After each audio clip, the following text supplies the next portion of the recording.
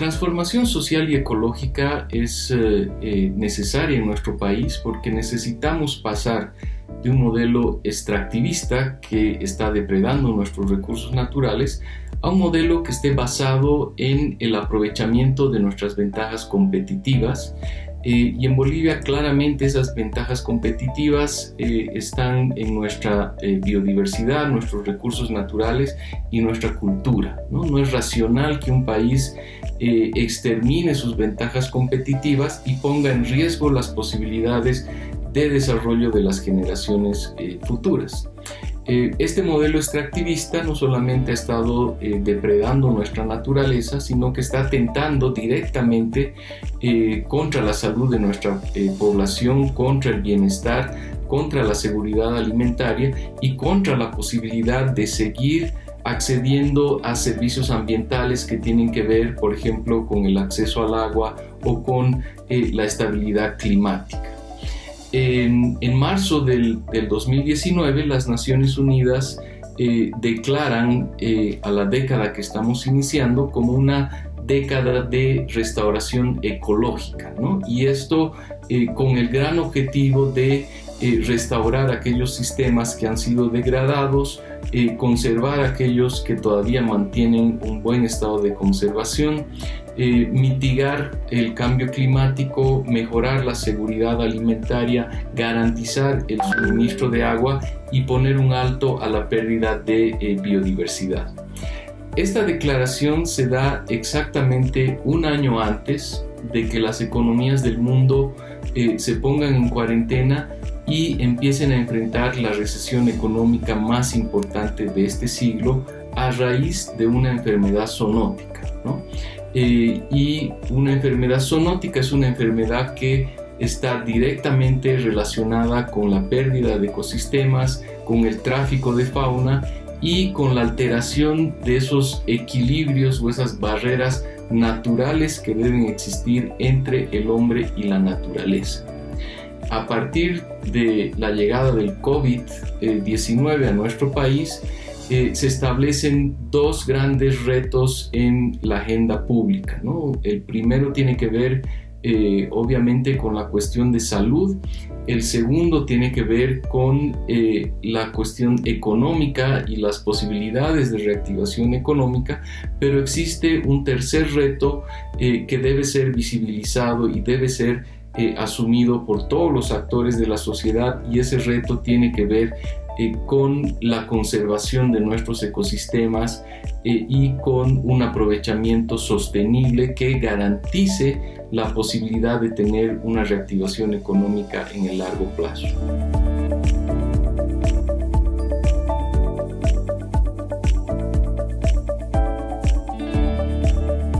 Bolivia enfrenta una serie de problemas acuciantes, ¿no? Entre ellos está la salud, la educación, el medio ambiente, la justicia, la falta de institucionalidad, la economía, entre otros, ¿no?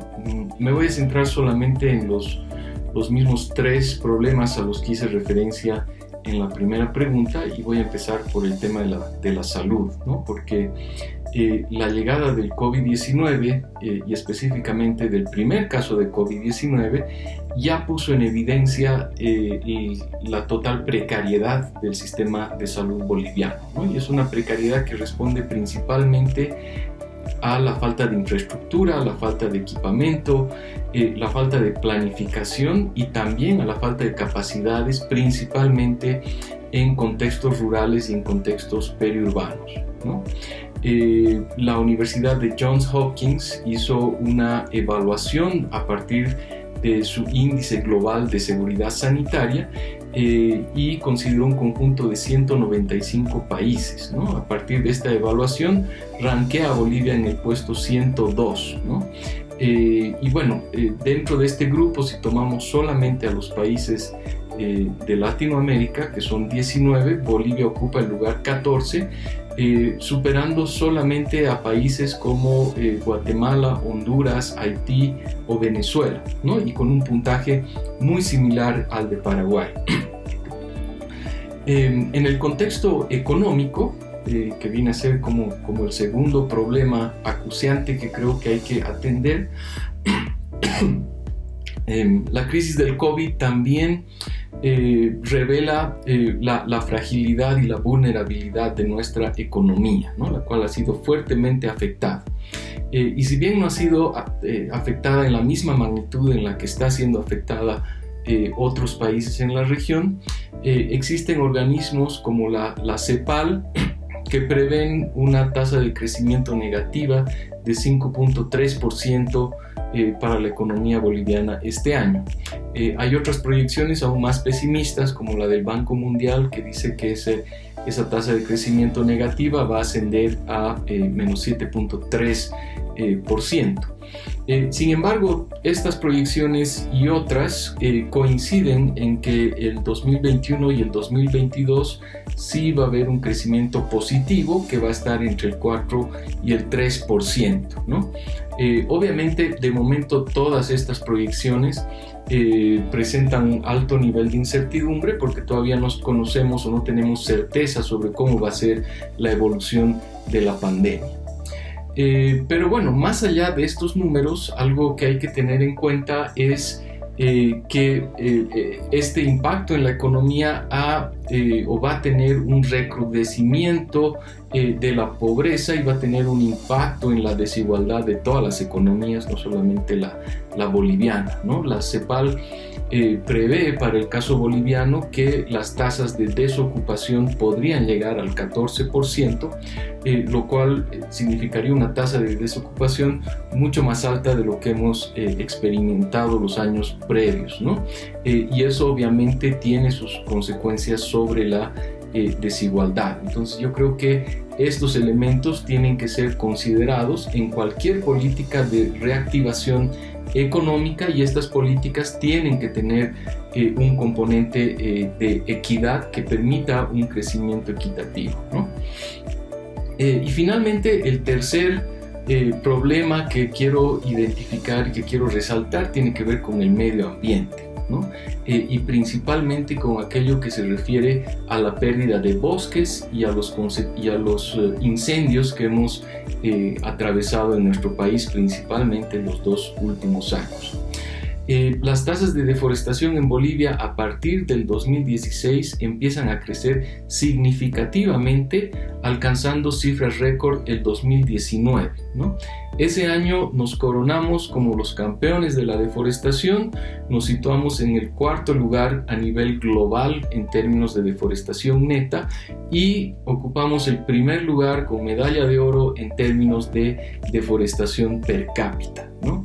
Entonces estas cifras son realmente alarmantes y estos, principalmente los 2 últimos años, la pérdida de cobertura forestal se ha visto agravada aún más a consecuencia de los incendios ocurridos estos años, ¿no? Entre el 2019 y el 2020 Bolivia ha perdido más de 2 millones de hectáreas de bosque, ¿no? Y para poner en contexto, esta cifra es más o menos equivalente a la superficie de un país como El Salvador, ¿no? Pero bueno, entendamos cuál es la magnitud de esta pérdida, ¿no? Estas pérdidas no significan simplemente pérdidas que están ocurriendo a la biodiversidad que está allá en la Chiquitanía o en la Amazonía o en el Pantanal boliviano.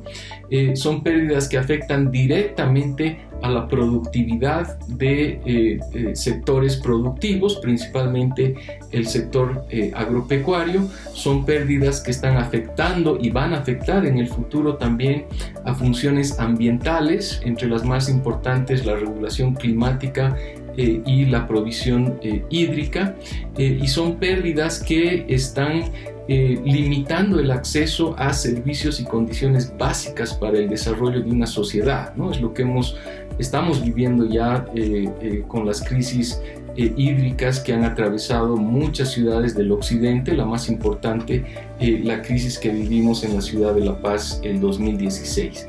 Entonces es muy importante que se incluya de manera seria este problema en la agenda pública, porque no podemos seguir siendo los campeones de la deforestación, porque eso va a tener consecuencias en la productividad, en la salud de la población, en el acceso a servicios básicos.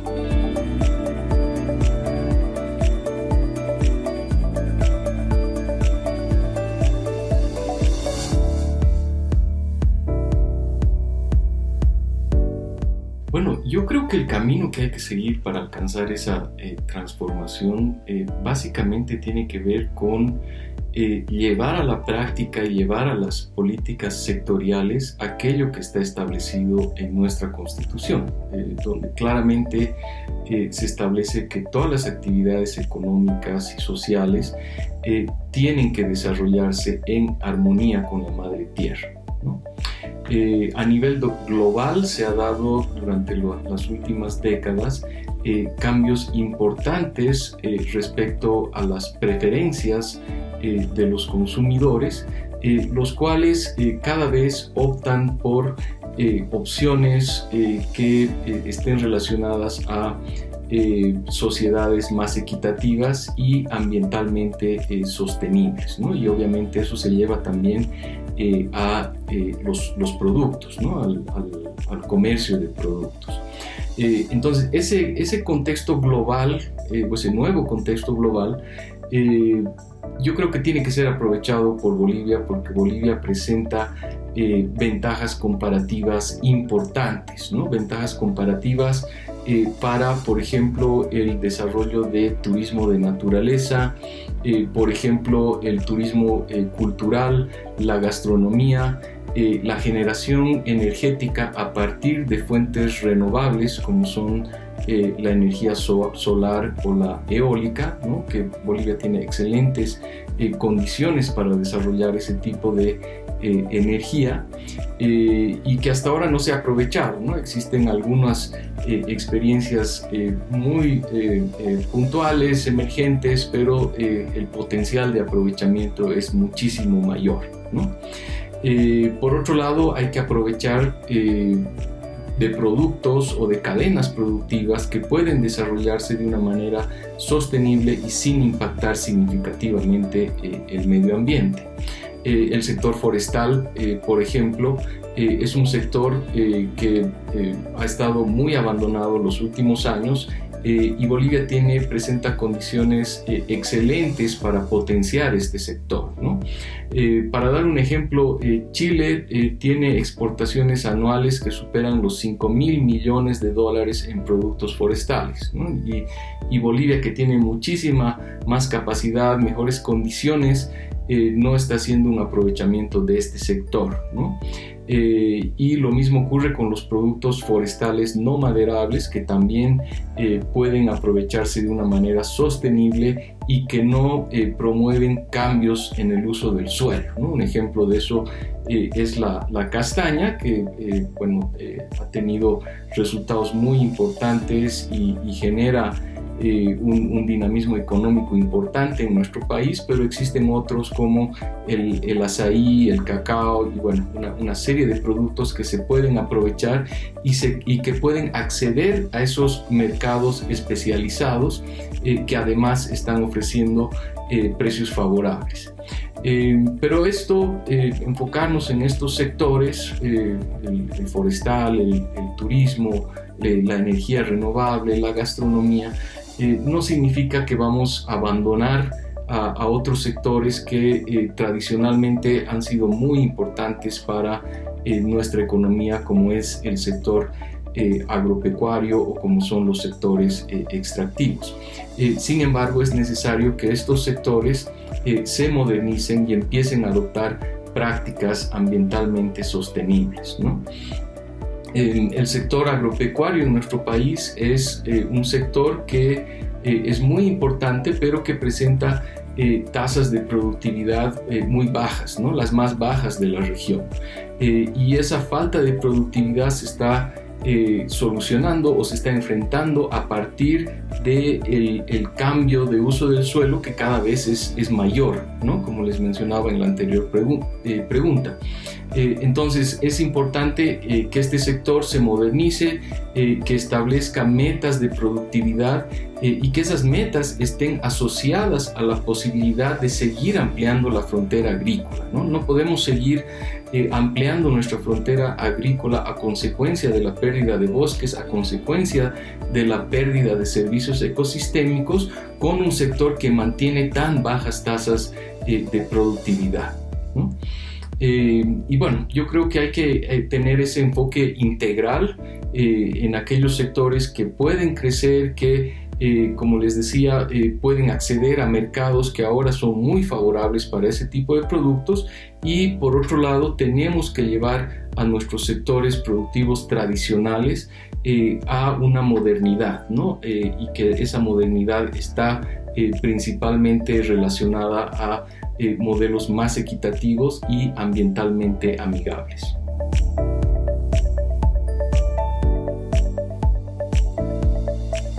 Bueno, como mencioné en la anterior pregunta, alcanzar esa transformación social y ecológica demanda de intervenciones en distintos sectores, ¿no? Pero me voy a referir a uno en particular porque creo que es uno de los más importantes en términos de generación de ingresos y de generación de empleo, y ese es el sector turismo. Y voy a partir de un análisis que ha sido realizado a principios de este año por Mauricio Medinaceli, y lo que él hizo fue principalmente tratar de cuantificar cuál sería el aporte del sector turismo en términos de exportaciones, ¿no? Entonces, básicamente registró el gasto de los turistas extranjeros como un rubro de exportación, ¿no? Que esa es una práctica que se realiza en otros países, pero no en Bolivia. Pero ¿qué sucedería si haríamos eso? Bueno, lo que se vio es que el turismo representaría el tercer rubro de exportación en nuestro país, después de los hidrocarburos y después de la minería, ¿no? Y por encima de un sector como el agropecuario, por ejemplo.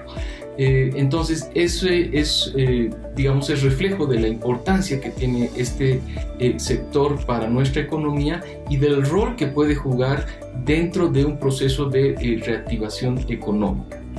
Pero bien, ¿qué sucede con el turismo de naturaleza? En Latinoamérica, en un contexto previo a la pandemia, el turismo de naturaleza representaba el 25% del total de la actividad turística. Obviamente, con la llegada del COVID-19, el sector se ve fuertemente afectado. Yo creo que junto al sector de cultura son los dos sectores que más han sufrido a raíz de la pandemia.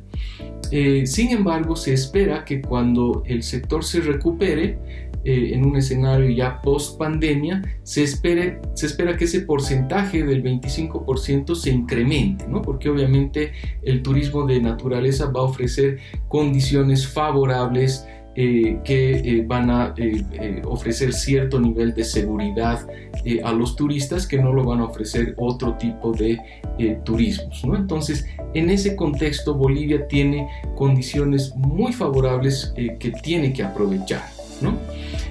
Por otro lado, el turismo de naturaleza y en particular el turismo asociado a las áreas protegidas han estado jugando o juegan un rol muy importante en términos de desarrollo local, ¿no? En Conservación Estratégica, que es la institución a la que yo represento, hemos hecho recientemente un análisis comparativo, ¿no? En el cual hemos comparado municipios con áreas protegidas versus municipios sin áreas protegidas, y hemos visto que existen diferencias significativas entre unos y otros, y esas diferencias se atribuyen principalmente se atribuyen principalmente a la existencia de un área protegida, ¿no? Se ha visto que aquellos municipios que están vinculados a las áreas protegidas presentan menores índices de pobreza multidimensional, mayor porcentaje del PIB turístico, por lo que les mencionaba, mayores coberturas de parto, mayores coberturas de agua potable, y esto ocurre en municipios asociados a áreas protegidas nacionales y también áreas protegidas departamentales, ¿no? Entonces, en todos esos indicadores se han presentado mejores condiciones en municipios vinculados a las áreas protegidas, y en el caso de las áreas protegidas nacionales también se ha visto que los municipios presentan mayores tasas de alfabetización y menores tasas de mortalidad infantil, ¿no? Entonces, ese es un reflejo del rol que están jugando las áreas protegidas y el turismo alrededor de estas en términos de desarrollo local, ¿no? Por otro lado, si replicamos el ejercicio de Mauricio Medinaceli y tratamos de estimar cuánto serían las exportaciones, pero solamente considerando el turismo de naturaleza, vemos que estas ascenderían a más de 130 millones de dólares anuales y estarían entre las 10 más importantes que tiene nuestro país, ¿no? Es una cifra que es equivalente o próxima a las exportaciones de quinoa, madera y azúcar juntas, ¿no? Entonces, eso solamente para contextualizar la importancia que puede tener este sector y este turismo de naturaleza, si es que se lo potencia y si es que se lo proyecta para un proceso de reactivación económica. Y bueno, la recomendación es que este sector tiene además la capacidad de dinamizar otros sectores, puede perfectamente articularse, por ejemplo, al sector de gastronomía, a los sectores de servicios, al sector de transporte. Entonces, sí debería ser una prioridad hacia esa transformación social y ecológica.